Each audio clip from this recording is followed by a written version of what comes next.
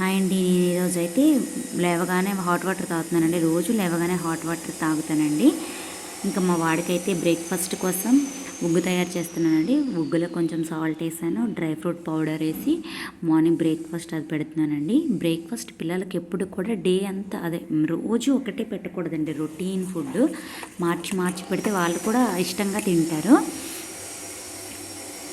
తింటున్నాడు ఇక్కడైతే.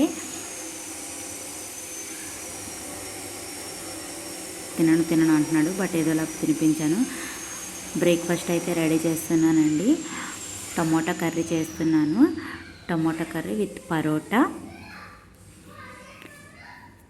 మా వారైతే టైం అయిపోయింది తొందరగా పెట్టేసి అంటున్నారు బ్రేక్ఫాస్ట్. ఇంకా బ్రేక్ఫాస్ట్ కూడా ఫోన్ మాట్లాడుతూ తింటున్నారండి. నేను కూడా ఇంకెందుకులే, మా ఆయనతో పాటు తినేయచ్చు, టైం అయిపోతుంది అనేసి మా వారితో పాటు నేను బ్రేక్ఫాస్ట్ చేసేసానండి. నెక్స్ట్ కర్రీస్ కూడా ఏం లేవని మధ్యాహ్నం కర్రీ కూడా లంచ్కి కూడా అదే పెట్టేశానండి బాక్స్.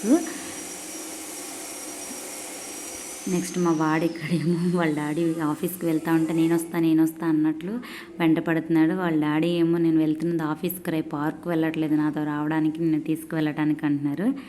ఎలా అయినా వదలలేదండి. ఆయన ఇసుకుపోతున్నట్టు టైం అయిపోయిందని ఇంకేడ్చుకుంటా వచ్చి పడుకుండిపోయాడండి. ఇంకా వాడు ఎలాగ పడుకున్నాడని నేను ఫటాఫట్ పనులన్నీ చేసేసానండి. పిల్లలు పడుకుంటే ఎంత ప్రశాంతంగా ఉంటుందో అండి. పనులన్నీ చేసేసాను. లేకపోతే అటు ఇదిలాగా అది పీక. ఇంకా చిన్నపిల్లలు కదండి, వాళ్ళకి మాత్రం ఏం తెలుసు. నేను పనులన్నీ చేసేసానండి వాడు పడుకున్నాడని. ఇంకా లేచినాక కాసేపు ఆడుకుంటాడని ఇంక ఈ బొమ్మలన్నీ వేసానండి. ఇంకా 1+ ఇయర్ పిల్లలకి చాలా యాక్టివ్ లెర్నింగ్ ఎబిలిటీ ఉంటుందండి. ఏం చెప్పినా అర్థం చేసుకోవడానికి ట్రై చేస్తారు బాగా.